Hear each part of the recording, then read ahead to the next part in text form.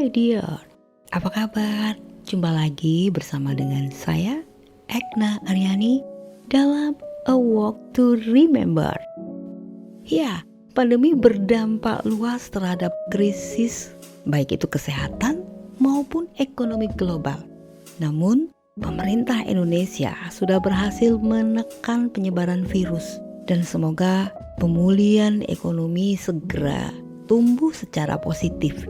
Jangan lupa kita harus mendukung percepatan vaksinasi dan tetap patuhi protokol kesehatan. Tamu spesial saya kali ini adalah Direktur Quadrant Consulting. Beliau seorang konsultan bisnis yang super duper sibuk dan sangat energik.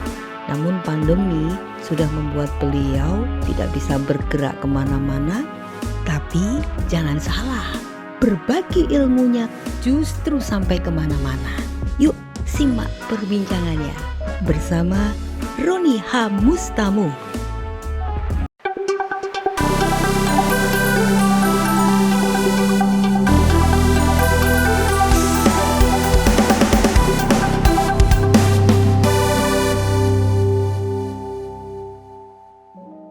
Boleh sedikit informasi apa kabar dengan kesibukannya akhir-akhir ini dalam minggu-minggu ini, mungkin bisa diceritakan buat kita.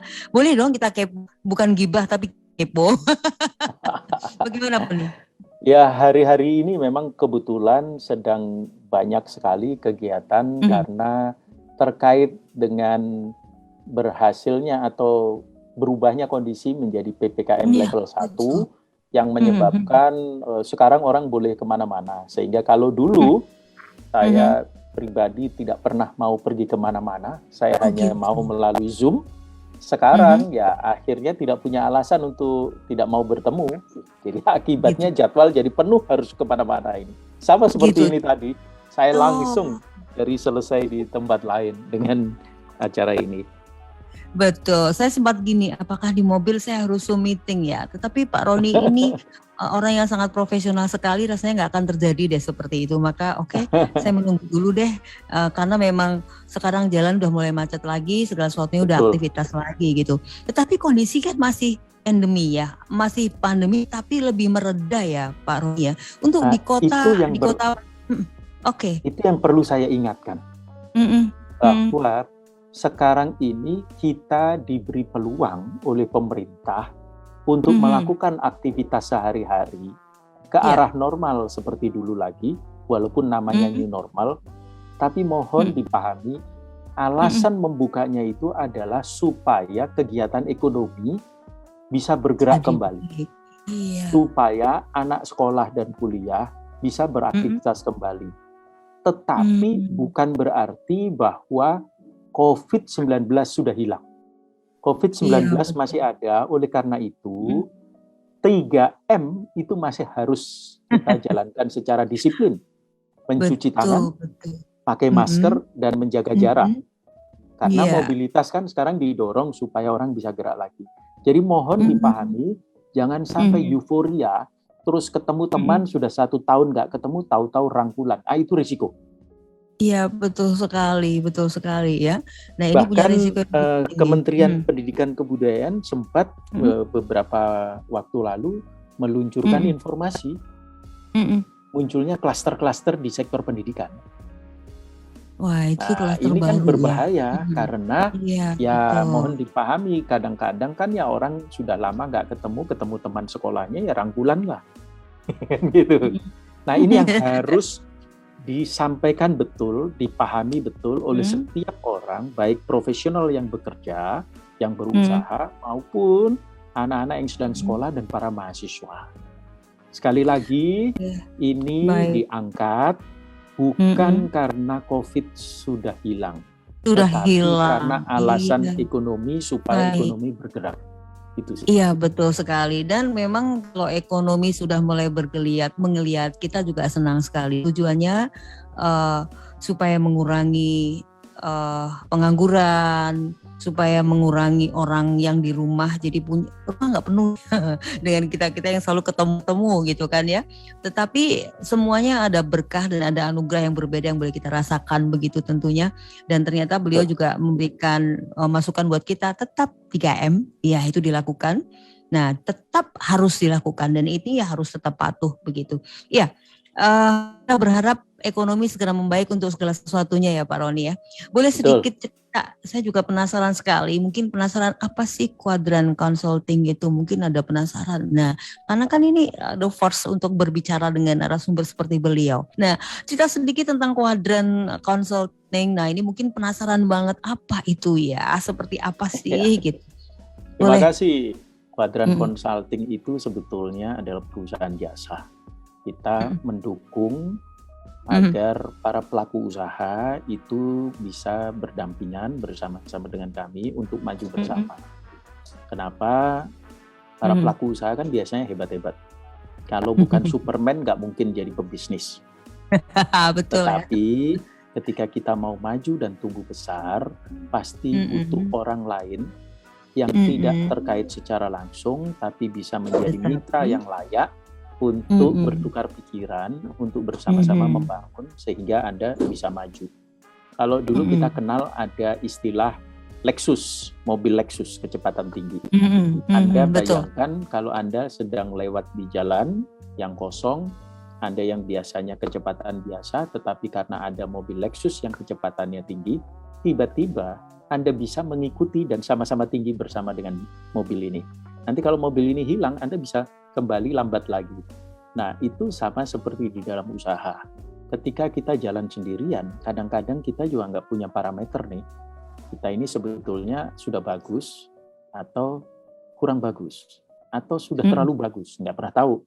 Nah, kalau ada orang lain yang bersama-sama dengan kita, maka ada peluang untuk bertukar pikiran, dan saling mendorong sehingga perusahaan menjadi bisa betul-betul luar biasa. Jangan lupa kalau Anda adalah orang yang memasak, maka kalau Anda ditanya gimana masakan, Anda akan bilang masakan saya yang terbaik. Nah, karena itu Anda akan butuh orang lain untuk jadi tester. Oh gitu orang ya. Yang tidak terlibat tetapi punya pengetahuan, pengalaman dan kemampuan di bidang itu. Konsultan sebetulnya arahnya ke sana, menjadi mitra. Nah, yang kami kerjakan itu adalah di sektor manajemen dan komunikasi. Jadi kalau bicara manajemen itu bagaimanalah tata kelola perusahaan yang baik. Jadi bagaimana meletakkan dasar-dasar. Terutama di perusahaan milik keluarga itu mohon maaf, seringkali tata kelolanya nggak jelas. Sehingga muncul pemikiran bahwa generasi pertama membangun, generasi kedua membesarkan, generasi ketiga menghancurkan. Padahal sama sekali salah. Itu adalah mitos. Saya bisa buktikan betul bahwa ada yang bisa sampai 42 generasi, ada yang sudah 39 generasi, ada perusahaan milik keluarga yang umurnya udah 15 abad dan masih jalan. Betul. Hal yang seperti ini mesti jadi perhatian kita. Dan yang menarik itu justru dari Asia. Kalau dari Eropa, kulit putih itu ya sekitar 1000 tahunan aja. Masih kalah 500 tahunan dengan yang dari Asia seperti Jepang. Iya, betul sekali. Nah, oleh karenanya perusahaan milik keluarga biasanya butuh orang yang bukan keluarga, tapi cukup paham untuk diskusi dan bisa jadi rekan untuk bersama. Baik, perlu. Ada yang kami lakukan di selain governance system itu adalah strategi. Bagaimana supaya perusahaan ini bisa dengan terhormat, gitu, bisa menghasilkan strategi-strategi yang baik sehingga ke depan itu bisa mencapai sasaran dan tujuan perusahaan dengan baik pula.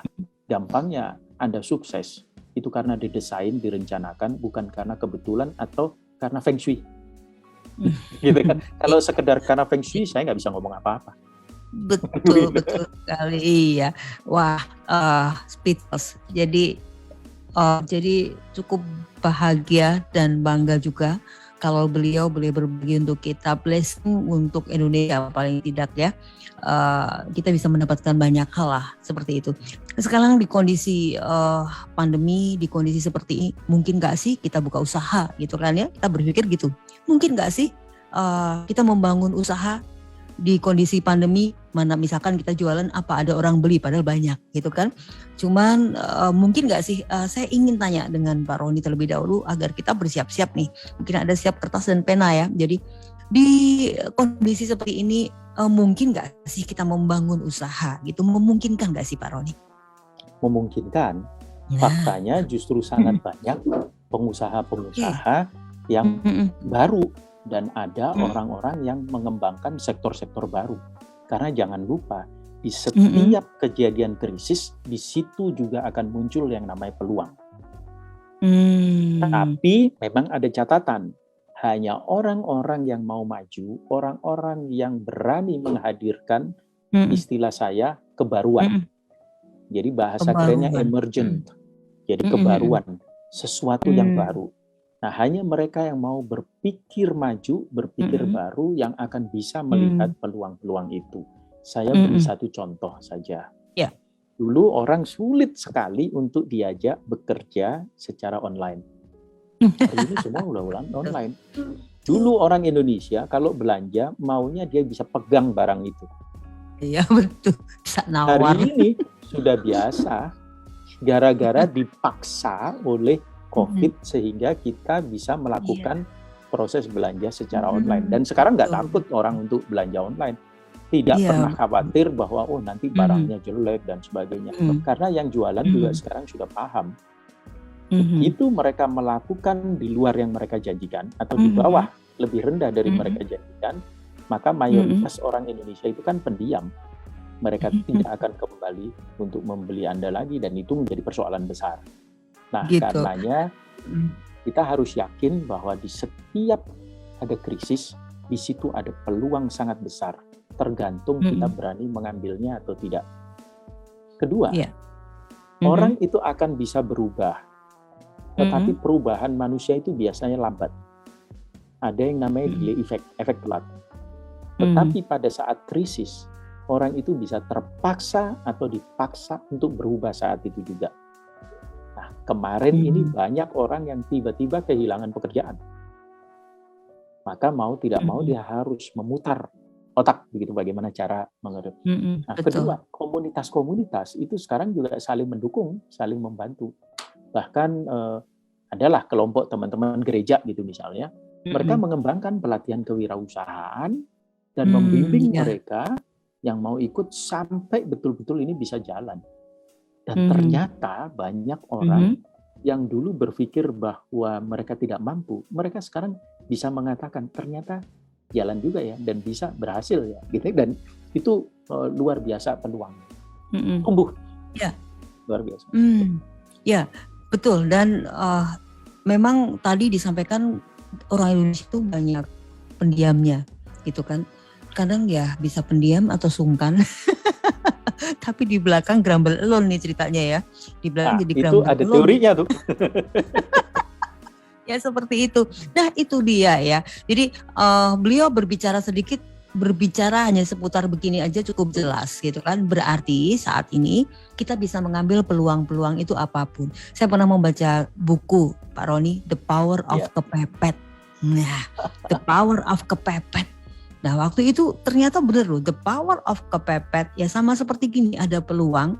Kenapa kita harus mengeluarkan power kita saat kita kepepet? Berarti kita dikasih kemampuan sebenarnya sama Tuhan ya. Kita dikasih kemampuan sama Tuhan, tapi kalau tidak ada kemauan juga nggak bisa jalan seperti itu. Baik, kalau begitu tadi disampaikan bahwa saat ini untuk membuka usaha itu ini peluang dan tidak mungkin tidak dan Anda bisa lakukan.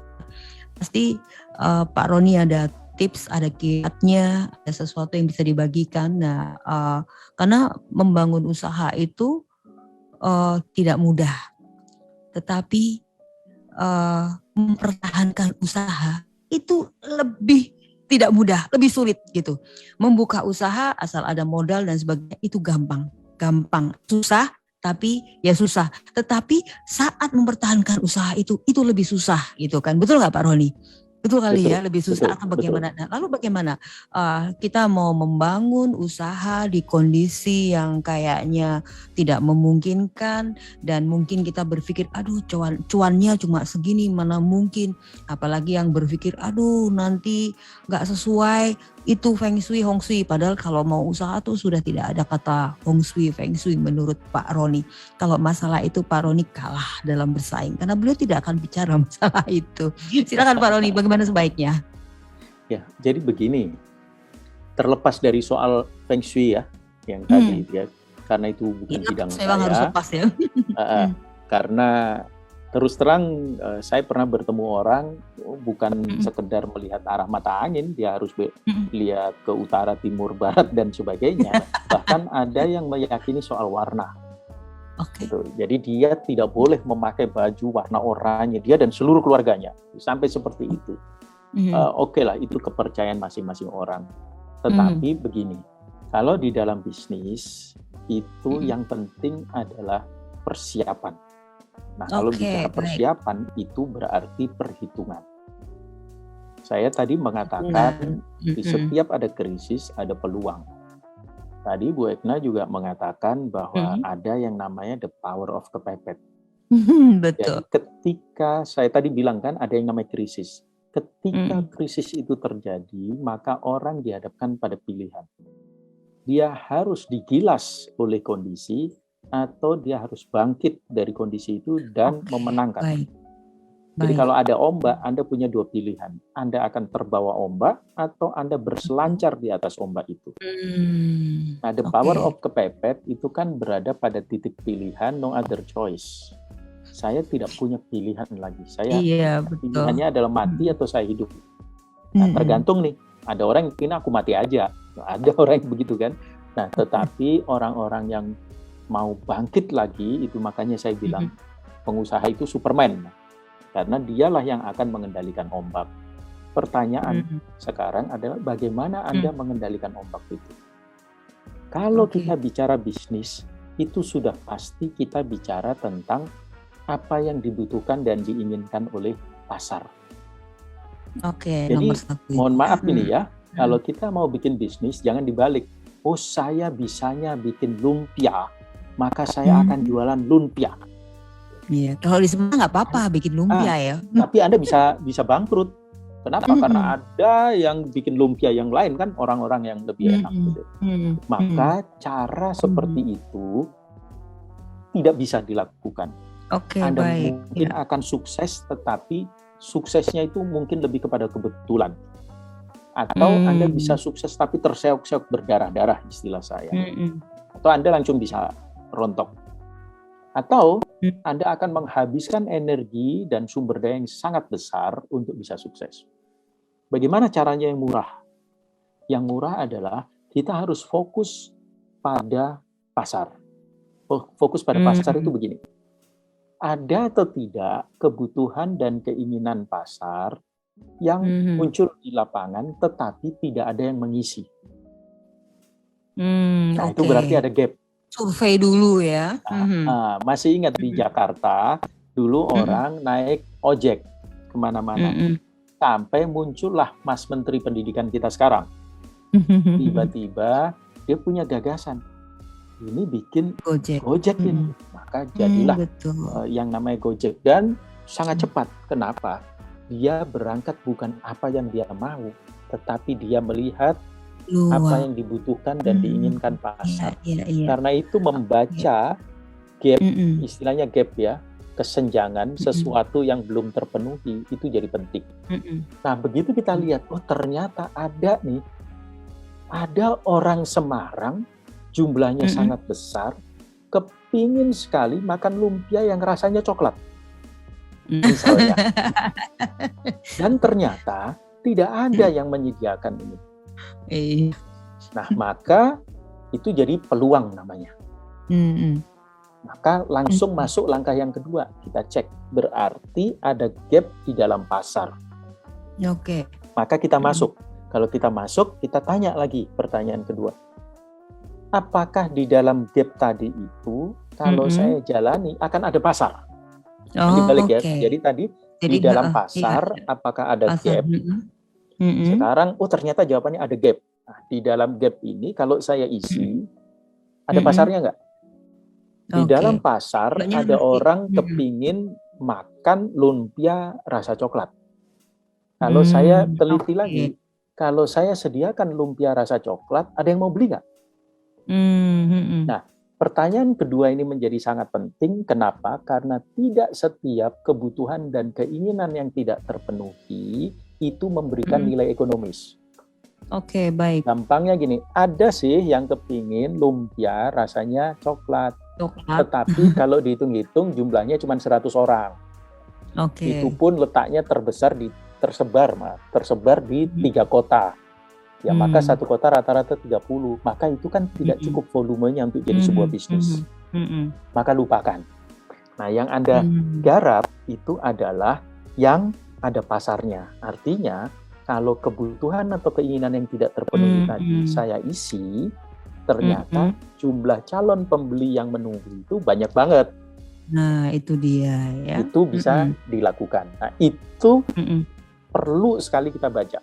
Maka saya tadi katakan, maka kita harus berorientasi pada pasar, pada siapa yang akan membeli. Nah, kalau kita sudah ketemu bahwa ternyata ada pasarnya, maka saya harus masuk nih. Nah, kalau masuk kan saya harus memprofilkan, saya harus memahami siapa calon pembeli saya. Semua orang, atau orang laki-laki, atau orang perempuan, atau nggak peduli laki perempuan, tapi usianya misalnya antara 18 sampai 39 tahun. Atau, ini yang suka adalah anak-anak nih, umur antara 12 sampai 18 tahun. Saya harus tahu itu. Kenapa? Karena dari situ saya bisa melakukan profiling, saya profilkan, saya identifikasi, saya pahami karakternya. Apa itu? Karakter itu nomor 1, ada nama keren customer jobs namanya. Apa sih yang harus dipenuhi oleh calon pembeli itu? Secara fungsional. Secara fungsional itu misalnya begini, kalau itu lumpia, secara fungsional apa? Ya bisa nggak ya itu jadi snack? Bisa membuat saya bisa makan enak nggak? Oh, ada. Pertanyaan kedua, apakah bisa memenuhi persoalan sosial? Sosial itu misalnya apa? Gengsi, gitu kan? Atau ini kekhasan di Semarang, boleh. Masalah-masalah yang bisa dipecahkan akibat produk yang saya datangkan ini, apakah akan membantu memecahkan masalah?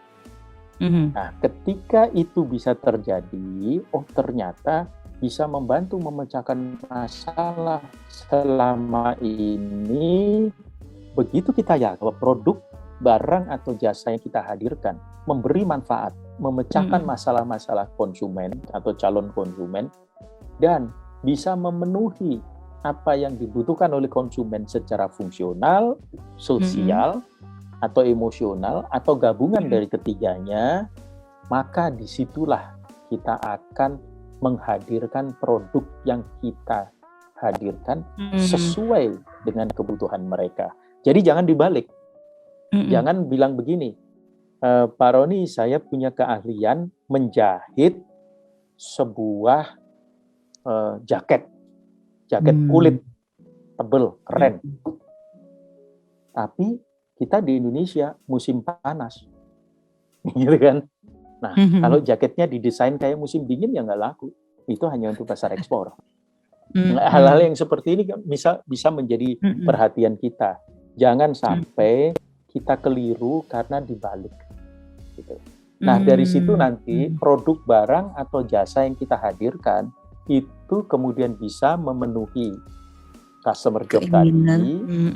Kedua, ketika kita menghadirkan produk barang atau jasa kita itu bisa memberikan manfaat dan kemudian bisa memecahkan masalah-masalah. Masih ingat handphone? Iya. Zaman dulu handphone itu gedenya seperti batu bata begitu kan? Bisa buat bela diri itu. Iya. Kalau dilemparin bonyok bener kan? Harganya mahal gitu kan. Nah, sekarang handphone itu luar biasa. Ada yang transparan, kerlap-kerlip karena fungsinya sudah berubah macam-macam. Iya, karena dia memberikan manfaat atau gain.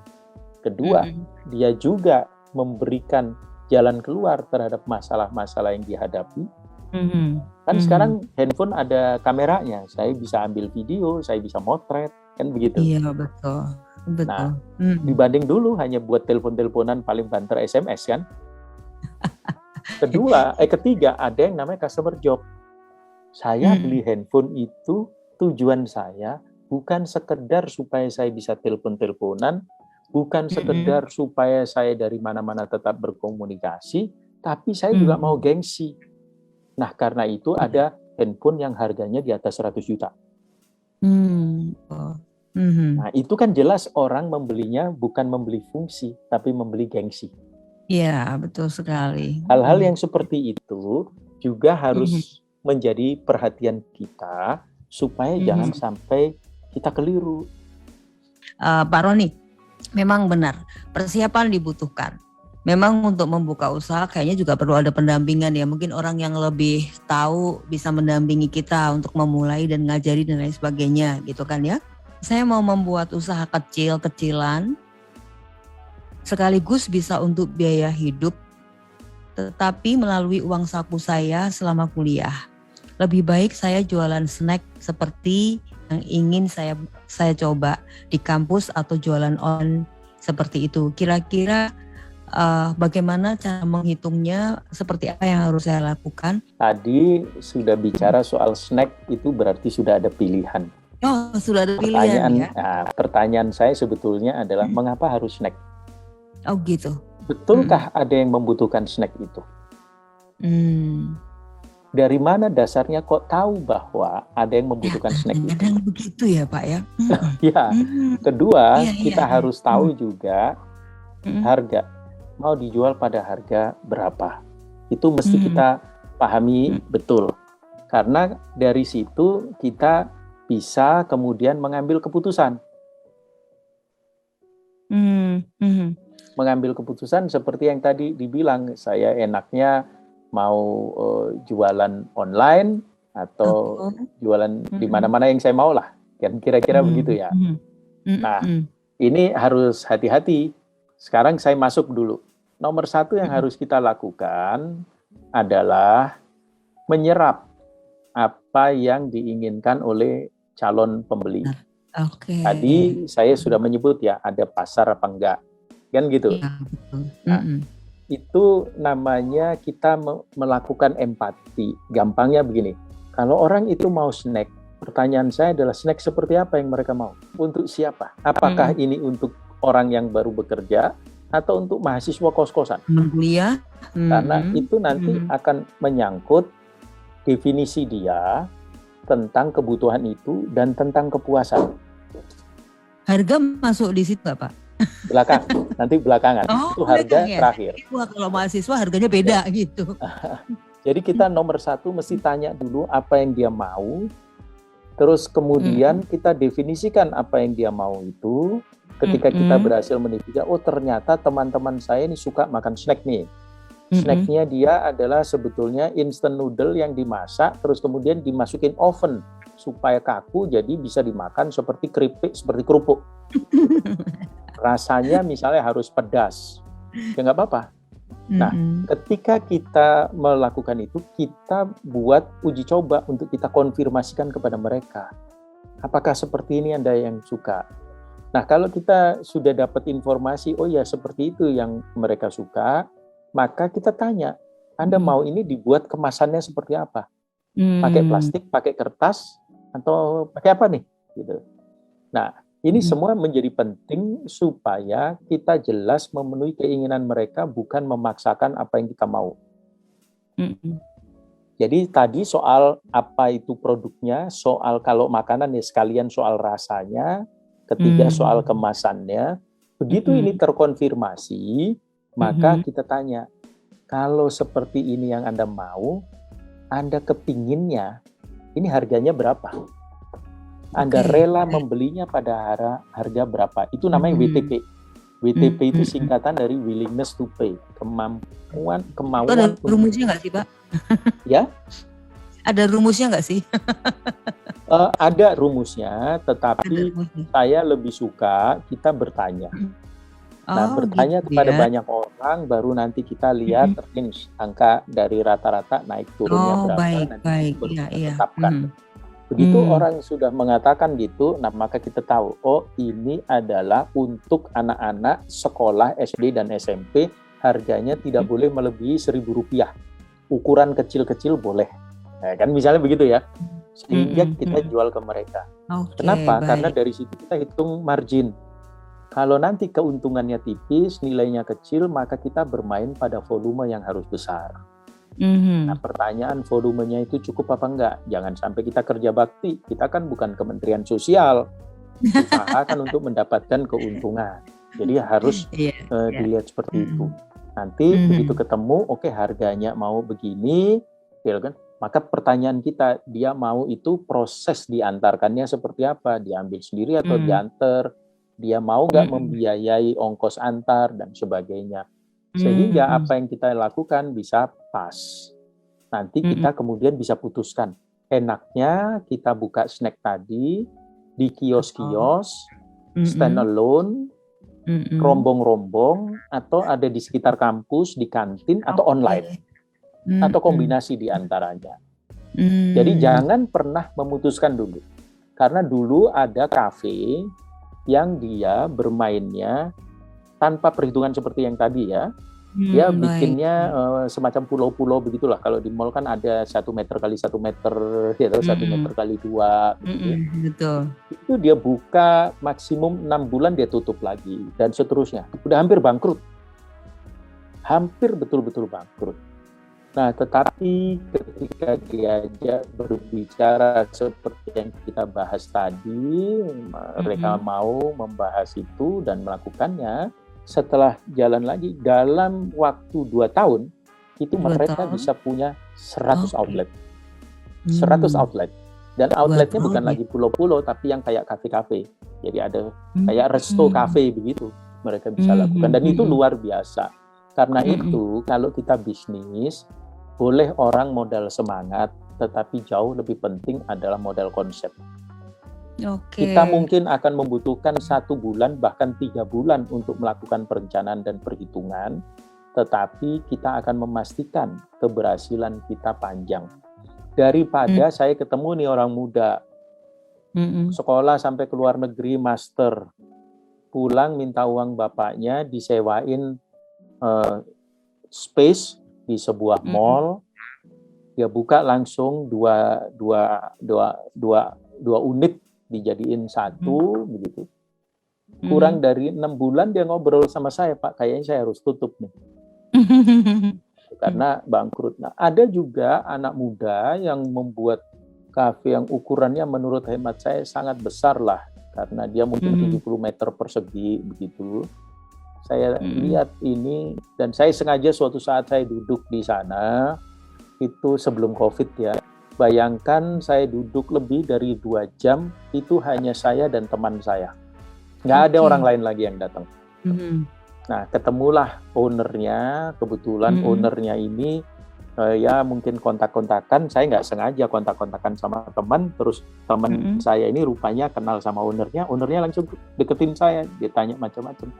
Maka saya tanya, berapa biaya kos yang Anda keluarkan untuk ini? Ternyata kan dia dibiayai orang tuanya, baru lulus kuliah, ya uji coba begitu. Terus pertanyaan saya sederhana, kapan nih baliknya nih modal? Loh, untuk membuat interiornya saja, dia habis 450 juta. Aduh. Belum ongkos sewa di mall kan mahal. Iya. Nah, ketika saya lihat yang hadir jumlahnya seperti ini, saya berapa bulan kemudian saya lihat tutup juga akhirnya. Nah, hal-hal yang seperti ini kan sayang nih kalau uang ratusan juta atau bahkan miliar dibuang begitu saja, meskipun Anda punya ya warisan yang triliunan, tetapi kan sayang. Nah, kalau kita diskusikan, kita bangun yang rapi dan baik, dengan peluang untuk sukses, maka itu kan akan jauh lebih baik. Jadi buat yang tadi tanya, Anda sudah menetapkan snack tadi, itu muncul pertanyaan buat saya, dari mana Anda tahu? Kalau Anda punya keyakinan itu juga nggak masalah sih, tetapi mohon ketika mau memulainya, persiapkan beberapa hal. Bukan sekedar enaknya saya online apa buka outlet. Itu bukan kuncinya. Kuncinya adalah apakah itu yang dibutuhkan dan disukai oleh calon pelanggan yang Anda niati. Karena kalau anak-anak muda, itu ya dia senangnya dia ketemu duduk-duduk di situ. Tapi orang-orang tertentu dia malah nggak usah. Sekarang kan lagi banyak cloud kitchen tuh. Cukup pesan-pesan aja, nanti dikirim. Anda bisa sekarang buka restoran tanpa harus menyediakan meja kursi untuk tamu. Hanya mengatakan semua ini makanan saya enak, bisa kelas seperti hotel bintang 5, tapi khusus delivery order. Anda bisa lakukan itu hari ini. Dan pasarnya terbuka. Betul ya. Nah ini bagi Anda yang bertanya tadi ya, jadi tidak menutup kemungkinan, tetapi memang harus ada pilihan. Mungkin pilihannya adalah A, B, C, apa gitu kan ya. Nah tadi pertanyaannya Pak Roni.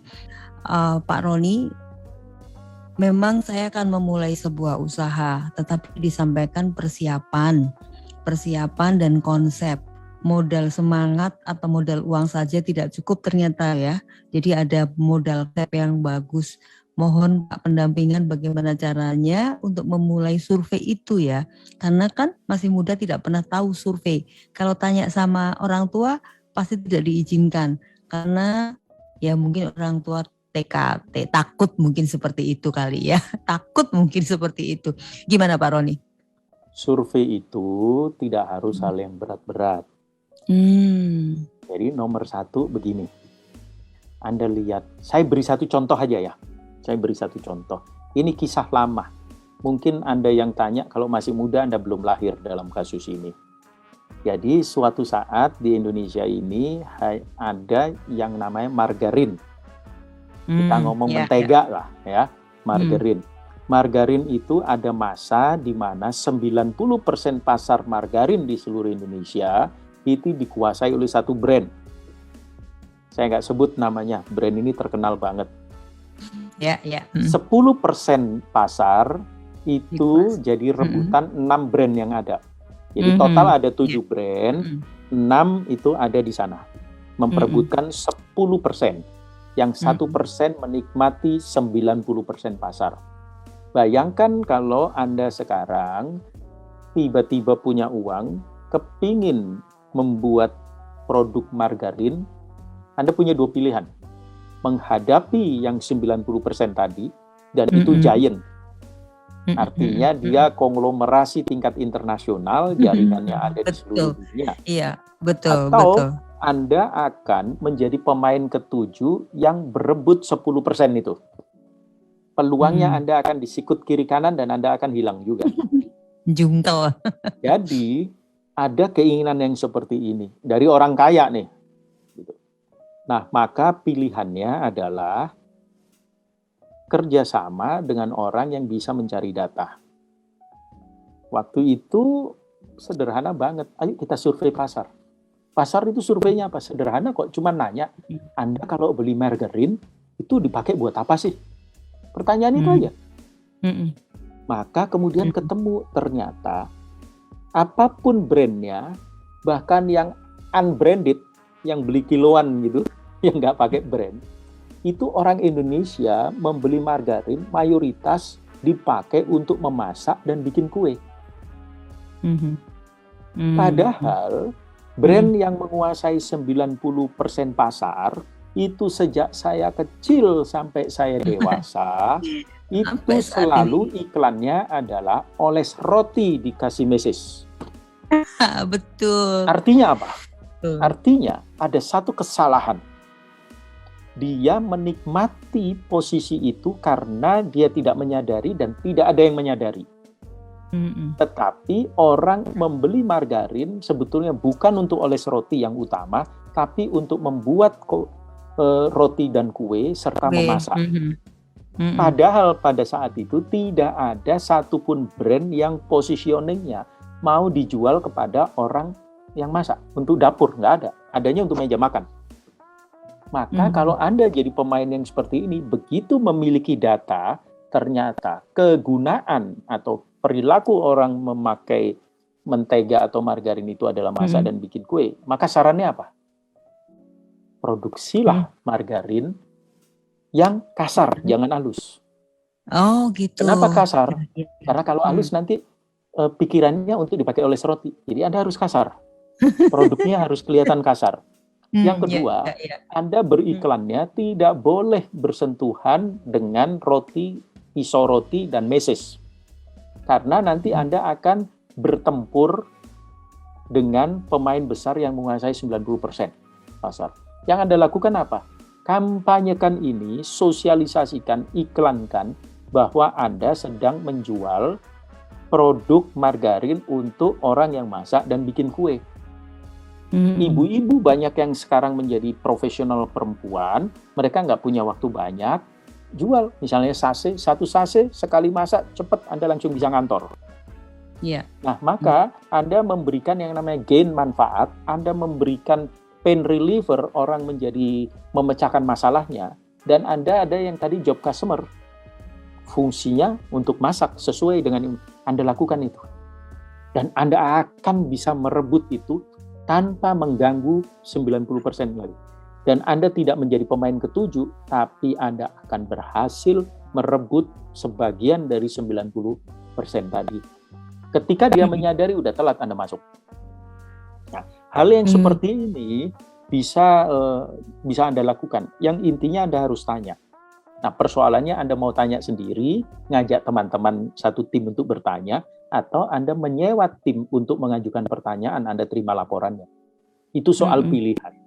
Oke, baik. Orang-orang yang startup itu bootstrapping. Bootstrapping itu ya bahasa kita itu lebih kepada kencangkan ikat pinggang. Maka Anda lakukan sendiri. Mirip kalau orang mau lebaran, mau Natalan, itu bikin-bikin kue, dibungkus-bungkus, dikemas, terus ditanyain ke teman-temannya. Enak nggak? Enak nggak? Nah, ketika semua bilang enak, mau beli nggak? Harga berapa nih? Itu sebetulnya adalah salah satu bagian dari survei yang sangat sederhana. Dan Anda bisa lakukan itu. Tapi jangan pernah berbisnis tanpa bertanya. Anda akan habis. Dan yang berbahaya, jangan sampai Anda hanya membangunkan jalan, mengaspalkan jalan buat pemain lain yang lebih besar. Atas biaya Anda, dan itu risiko. Iya, betul. Emang bisnis is profitable, tapi ada resiko, ada sesuatu yang kita harus ciptakan. Saya jadi tambah pinter loh, ngobrol sejenak, ini belum tuntas yang disampaikan beliau, tapi 3 hal sudah disampaikan dengan jelas, hanya memang perlu di breakdown satu persatu, tetapi di sini membuat sebuah persiapan kita. Tapi yang paling menarik tadi, jangan cuma modal semangat atau modal ada budget gitu. Ternyata konsep itu yang bisa membuat model kita mau dibangun seperti apa, nomor satu seperti itu. Pak Roni, sebelum kita menutup di perbincangan ini, rasanya mesti ada pesan semangatnya nih buat kita semua agar kita di kondisi pandemi ini nggak ragu-ragu lagi buat melangkah. Tapi tetap terngiang di sini, modal semangat oke, tapi lebih penting lagi kalau kita punya konsep yang lebih baik gitu. Silakan Pak Roni. Ya, teman-teman semua, saya punya prinsip yang sederhana. Kalau Anda mau bisnis, Anda harus menghadirkan sesuatu yang baru. Karena itu ada yang namanya prinsip kebaruan atau emergent.